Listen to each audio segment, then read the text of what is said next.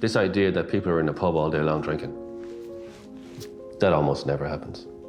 I'd maybe have come across one of those, maybe two. It almost never happens. People don't go to the pub to drink all day long and say, you know what, I'll chance it. That very rarely happens. It does happen, but it rarely happens. Actually, what I've found is that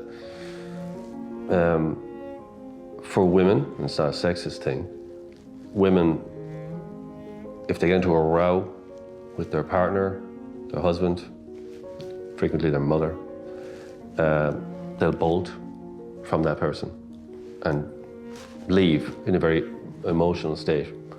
They need to get away from them. And then the quickest way and the best way to get away from them, or they'll think the quickest way is to get into the car and drive away.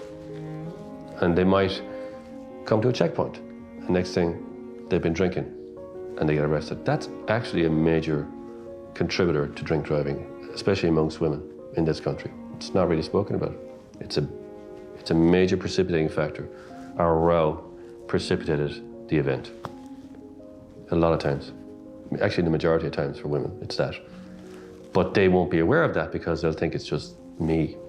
How could I do something like this? This was silly. And then they're trying to figure out, well, why, I don't know, they'll spend days trying to figure out why they did it, and as if they can rationalize it.